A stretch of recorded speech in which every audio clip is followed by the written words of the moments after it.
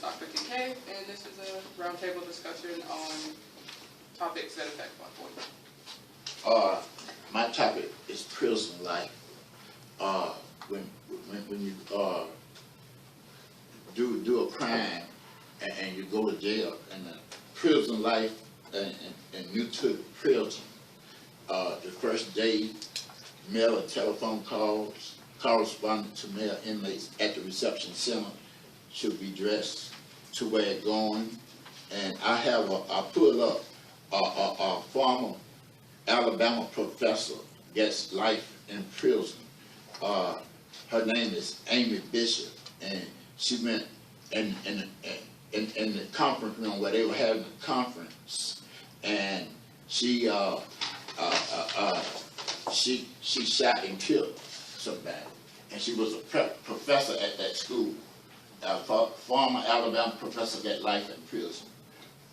She was in the biology science department, and it just showing you if you do a crime and get sentenced to jail, upon entering the prison system from jail, inmates are taken to a reception center for orientation, processing, and screening.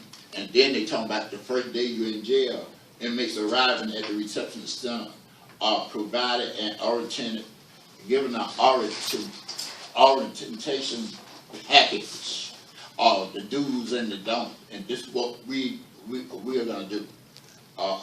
Then they tell you about your mail and your telephone calls. You can't get on the phone when you feel like it at a certain time.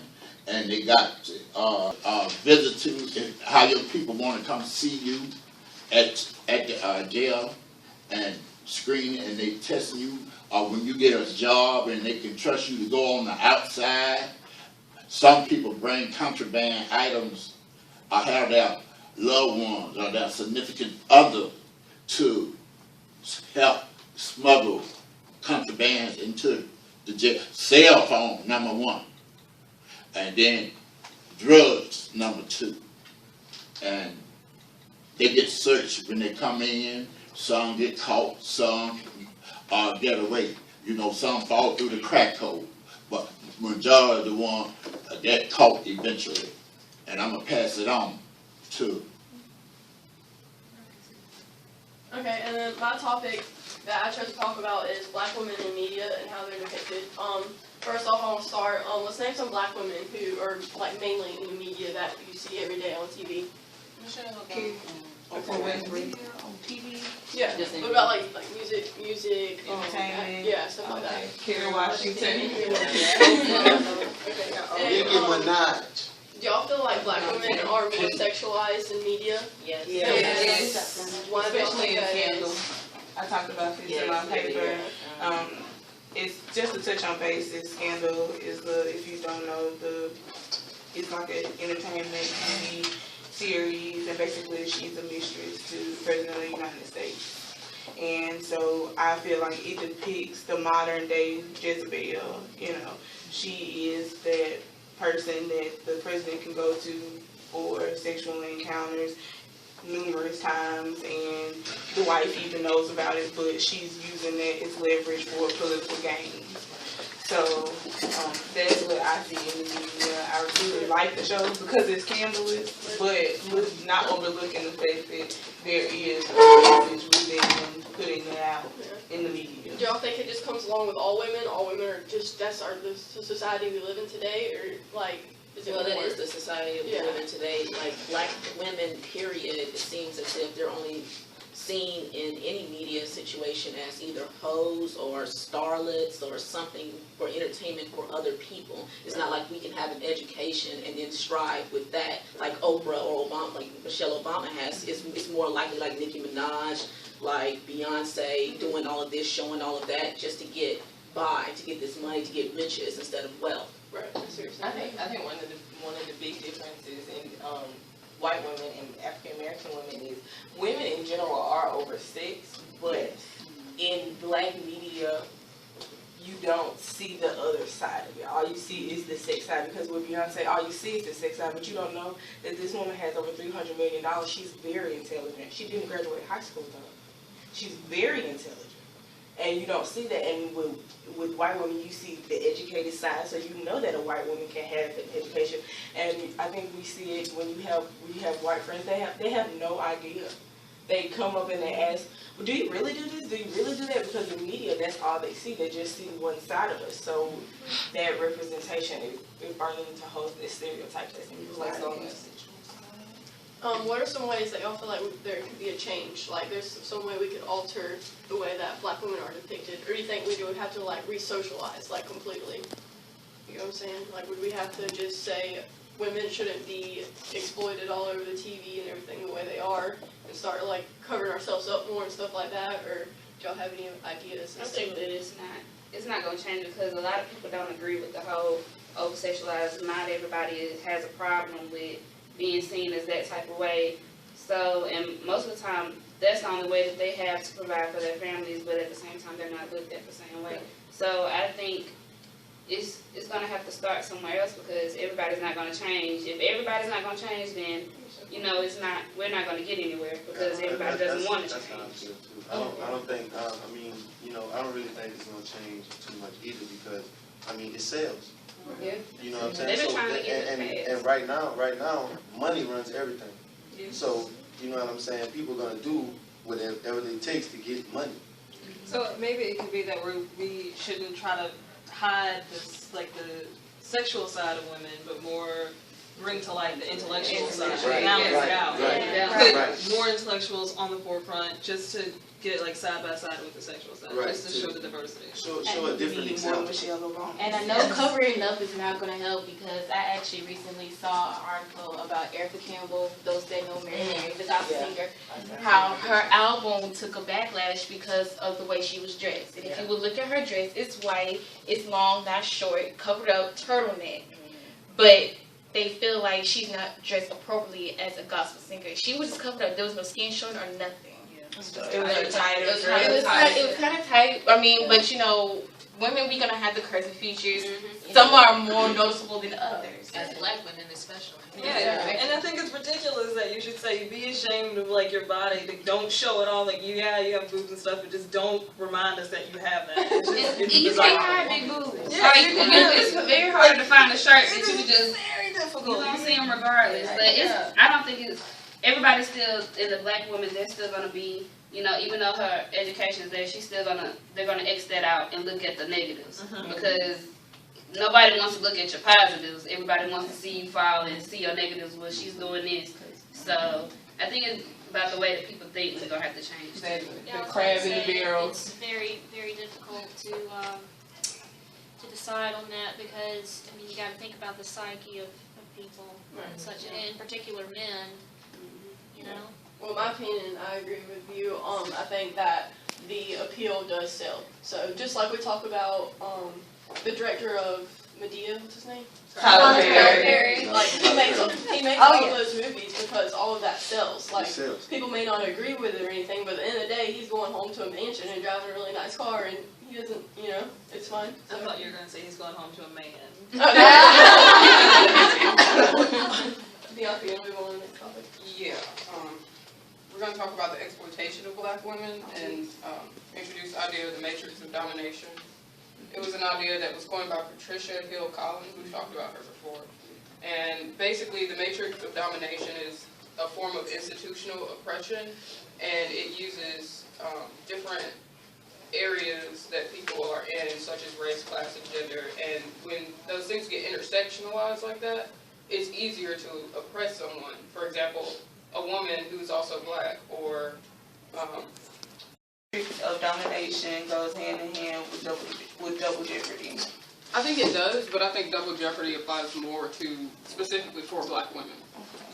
I think that's what I think that just goes back to the racist, and then also there's been problems in history with women not having the same rights as men. So you're facing racism, and then you're also facing sexism. So that's like the two worst things. And it goes, like you said, if you're poor, you know, if you're anything that society doesn't want you to be, then you're oppressed. I mean, that's the way it is. More than double. Multiple jeopardy. I mean, it comes back to the same thing that even if this was a complete world with just white supremacy, rich, you know, whatever, however you think about it, they would still try to find a reason to put down somebody, even if they're the same thing as them. So it's not It's change. human nature. People just want That's to be human a nature. hierarchy of power, Right. who's in and who's out, and it That just. determines status, that's Yeah, marginalization. You put me at the bottom to elevate But you. yourself. To get you where you need to be, yeah. Putting boundaries on is just. Yeah, I think we discussed that with the self-defining, portion of the class when we were talking about what defines beautiful. And I know I said a piece on it when it was saying that in order for the white woman to be beautiful, the African-American woman had to be ugly. But it also contradicts it as well, you know, saying that the black women had to be ugly, but yet we go back to we saying that we over-sexualize with our curves and our hips and all that stuff. How can we be so-called ugly, but yet we're over-sexualizing to where we are putting ourselves in a predicament to where we get raped and stuff? You can't be beast and you can't be beautiful at the same time. But that started with sexual exploitation during slavery. I mean, when you were subject to being raped and, you know, at your master's will, you left with shattered pieces and you have to pick yourself up and go and tend to the white family, that's how you can become ugly, but then at the same time be sexually wanted by the dominant society or dominant male society. It's what they perceive to be in public as being beautiful. It's not necessarily that they think that a black woman is ugly, but they have to perceive that because white women are considered holy and black women are unholy. They are sin as opposed to purity.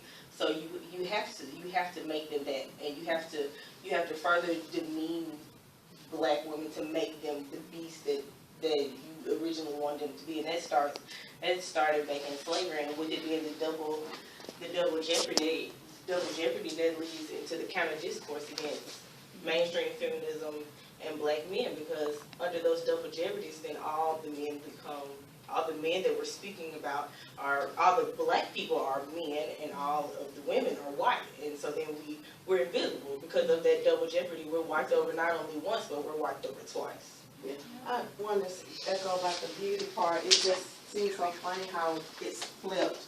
Now, white women want full lips, thick hips, big booty. Black women want to start themselves to be thin, that body frame that they compare us to as far as white women are concerned. So now it's flipped. We want to be thin and skinny. They want to have voluptuous hips, booty, and lip. So I'm like, you can't have your pie, cake, milk, and all of it too. You got to decide which one you want to be, who you are in your body frame, and just, you know, be yourself. But it has to oppression as we progress as black women, so does oppression. So in order to keep us progress, you have to change it. So if you strive to this, and if we become confident about our body, no, you're confident about your body, so now I'm going to take that from you. Now the curves that you have, they're not even real anymore. Anyone can go into any kind of surgery and take what you have that's native to you. And it's just continuous. It's another form of oppression. Yeah, I think it's like it goes like, there's this song that I just heard, and one of the lines in the song is like, every 3 or 4 years it's a trend to be black. And I feel like that's what's happening right now, like Cyrus and how like she's like exploiting the black culture and things like that. And the surgery to get the hips and the butts and the lips and things like that is also, it's taken it to the extreme because like they're exploiting our physical and genetic attributes to its fullest, and that's disgusting. I just want to quote Stirner's Truth, famous line where she said, if women want equality and rights, don't just talk about it. Take it. How do we take that from everybody? You know, how do we get recognized as a woman? Not because of what they perceive of us. Well, we can get recognized as a woman if women would come together and stop. Exactly. I had that in my mind. I was like, we have to come together. If you don't band together, then it's nothing that you can get done, because power comes with numbers and money. Those are the two ways that I feel that power comes, and then also too, it can come in a sense of if you band together and you get into the minds of everybody who's band together to say that this is what is right for us. Not just like, okay, you have your agenda, I have my agenda, this is the reason why I'm here and this is the reason why you're here. You'll never come together because you're not under as one. And like mainstream knows that. Like what shows are popular right now? Bad Girls Club. Real Housewives of Atlanta, things like that. Things where black women are constantly combating each other. And that show those shows are produced by a black woman. And she knows what's in her community. She knows the issues in her community, and she has played and tried to pimp us out on what she knows is a weakness. And I think one of our biggest problems is a lack of education and lack of community. Because now we're in 2000s, but in 1950s, 1960s, people could come together because they knew that they were being oppressed. Now, if you talk to one of your friends, they don't even know.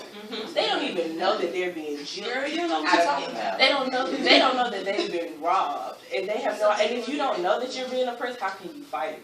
And we can sit here and talk about how how we can change the world, but if people don't know that they're a problem, they have no idea they're the problem. So there's nothing that we can come together. So what we have to do is educate ourselves on where we've been. And people don't understand the stereotypes that have been put on them, and that they're fulfilling these stereotypes. That buys into media. Yeah. And as a parent, when my daughter was growing up, we only had one TV.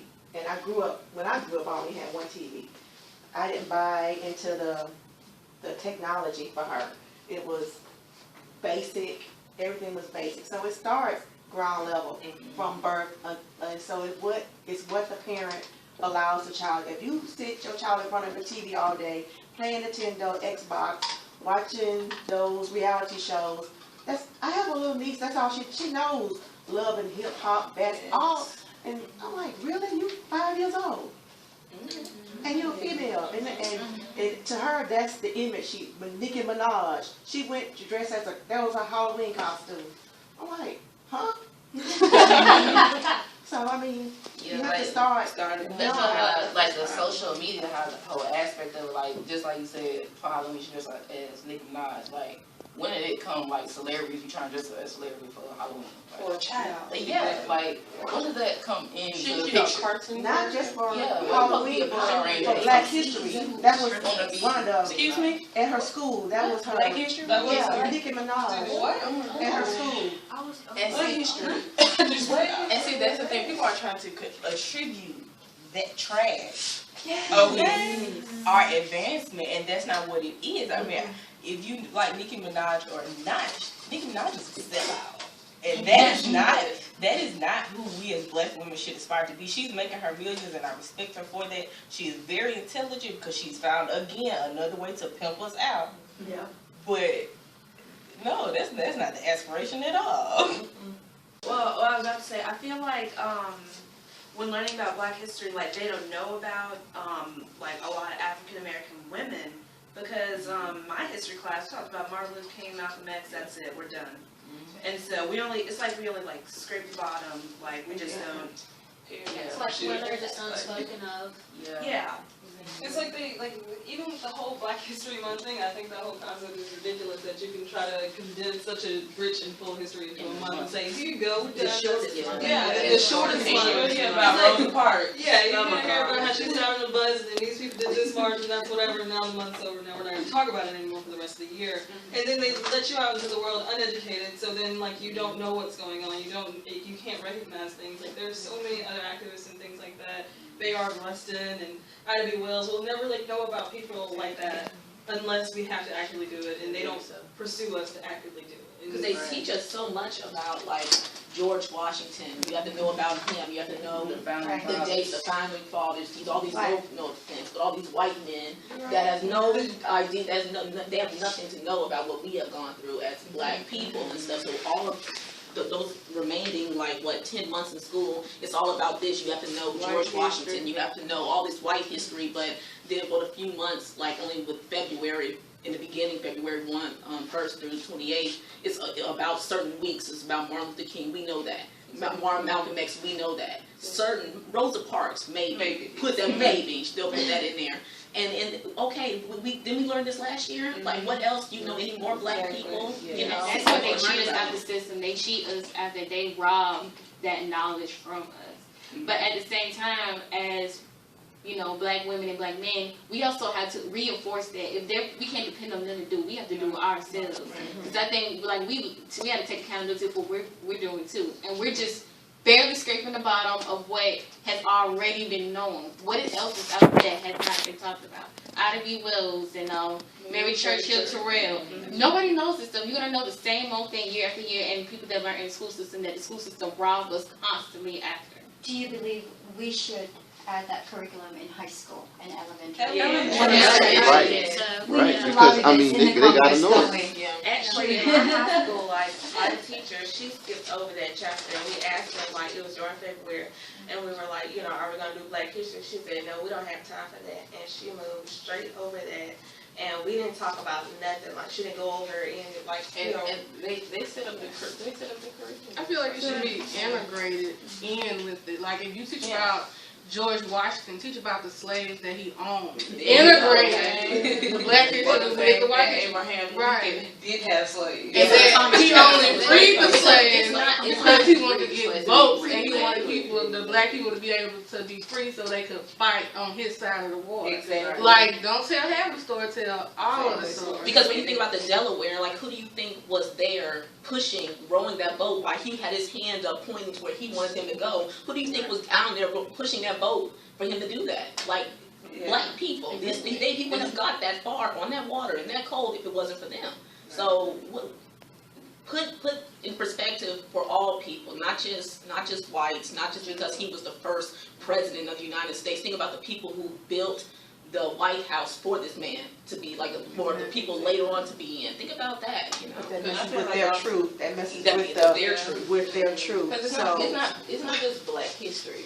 That's one of the big problems. It's American history. Right. Because without my ancestors, then you know, we wouldn't be able to be here. It just wouldn't be the truth. And so when you do that, I don't think they realize that you cheat yourself. You forget how rich America is, because I mean that's very important. How do you not have one of the biggest financial pushes for the United States? You don't mention the people that made the money to build the country, the free world that you have today. It had to happen in it had to happen on somebody's back, and you can't ignore that. Yeah. Right. And not expect to have a fulfilled education. You just can't. Also, I would say that not only should the education system integrate Black history, it should also be. I mean, I know we're talking about Black women, but it should be integrated to where you talk about other cultures, right, other women of color. You know, not just African American women. You know, you want to talk about all of the others who do suffer because they have double jeopardies, triple jeopardies. You know, they're going through some of the exact things that we are going through here in America. That's a great idea because once people start to learn about those different cultures, they can form those connections, and that's where people can come together. And if you don't know, then you feel like you have nothing in common with these people. Mm-hmm. I don't know if you guys are aware of National Congress of Black Women website. We can actually send them our voice to lobbyists in the Congress, what we want to change in the United States. And these are Black women that would do that for us, you know. But it's amazing that we have a voice now for Black women. So we should take advantage for that. So basically, you're saying that we in some areas we have progressed. Yes. As Black definitely. women, we have made some type of progression, and that we're changing things, but we still got a long ways to go. I mean, but we've always had a voice in, if you're talking about in the White House, because we had Miriam McLeod Bethune in the White House. That was because of Eleanor Roosevelt. She was the voice for not just Black people, but for women, because she started, and my daughter's graduated from Bethune-Cookman College, so for all girls. So we've always had a voice in the White House, but it was, it's just becoming stronger, and they really didn't listen, they just used that to get to their next level, so, we've always been there, we've just. And I feel like that was an excuse just to be like, we're diverse. We have somebody who's black, you know. We're moving to diversity. We have somebody who's black, And if she's you a know. woman too, then you can knock out 2 birds with 1 Exactly. stone. She's a black woman, and it's not even the fact that you are taking in what she has to offer. It's just that you're using her image. You're using the fact that she's a woman and that she's black to say that we're now diverse.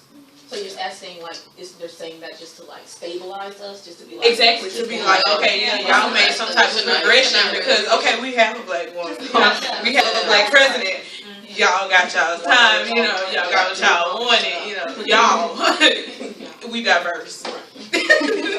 But you're fighting him on everything that he does. You're not, you know, exactly, he's an abomination, but we're diverse. I'm sorry, I feel real strong about that. First of all, Mr. Barack Obama, it's still disrespect. It's 2012, man is in his second election, and people are still not addressing him as President Obama. It doesn't matter how you feel, it doesn't matter what you think, what you thought, he's the president. You should just get over it. Because as I flip through the book, all I see is white faces, white faces, white faces. And so I think you should be able to, you can take this one, you can deal with this one, because he's trying to progress us as a nation, and we, instead of us looking at it as a sign of strength to the world, to show that we can come from slavery to having a great president, we further tear him down. So it further demoralizes our image globally as big, because people, I don't think America realizes that people see the injustices that are going on, and they notice it and they critique it, and they see the flaws and how Just like things are perfect. could drop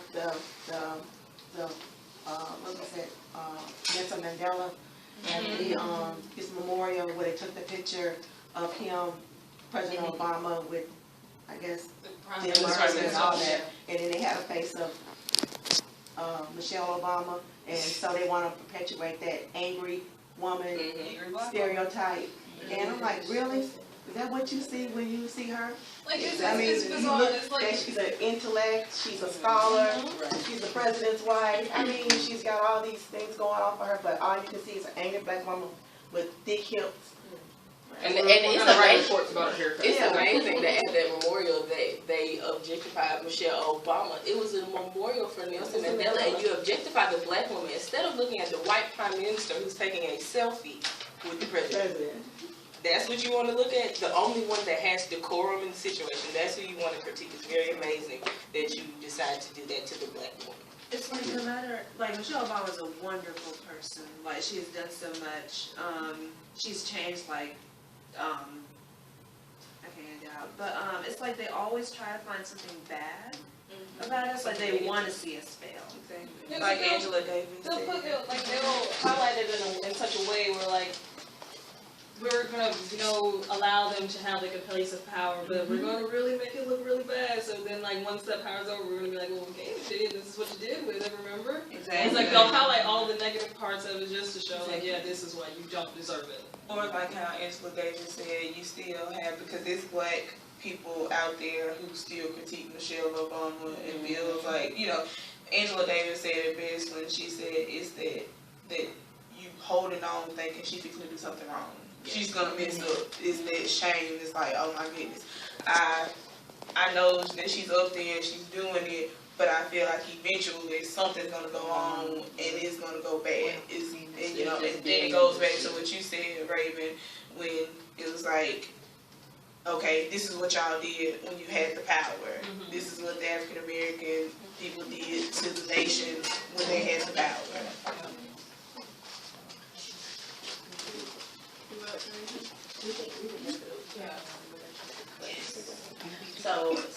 So while we were talking about the constructs against black women, I think one very important thing to talk about is in our community, because we have a lot of bitterness and we have a lot of anger between black women and black men, and it not only affects the relationships that we have, but it will continue to affect the children that we have, and it will continue to affect those homes, and a lot of the relationship issues that we have that originally stem from slavery, because those, you know, you have no right. A husband could be sold, a wife could be raped. So the whole sacredness of marriage is just not even important anymore. And we look at each other and we try to place the blame, but I think it's really more about, you know, Black women and men have been better. Can we not see about who's to blame, who needs to apologize? It's not about who we can blame, but how we can move forward. Exactly. And move forward together. Yes. Okay, well, I just recently got out of a relationship with a Black man. His birthday is tomorrow. Alright, I know how you feel. Yeah. And during the crumbling of it, he constantly criticized, like I don't have enough time to like work out or like eat well, so like eat muffins and coffee. And so like he at one point when we were talking, he shrouded the fact that he was so like shallow and superficial. He's like, I don't think that. I was like, I want you to like, you know, take care of yourself better. And I don't think Black men support Black women enough in that aspect. I almost exploded. And I had to really control myself because like I came back to this class and I thought about it and I was like, no, he just didn't.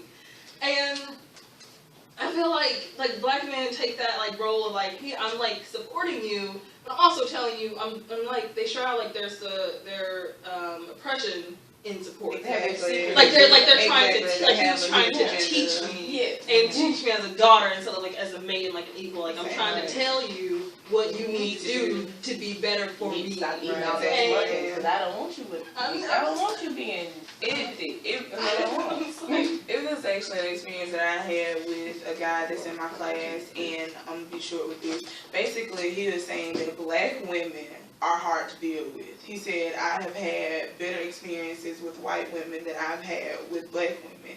And he said, Black women have too much of this, they have too much of the neck roll, they have too much attitude, they walk with their heads all high, you know. And I was just like, I can't believe that you're saying this about the Black woman, you know. And then the white guy that's in the room was like, I don't think that Black women are hard to deal with, it's just that Black men, and this is a white man that told him this, he said that, I'm serious, he said that Black men haven't had enough power, so they want to oppress the Black woman. There you go. I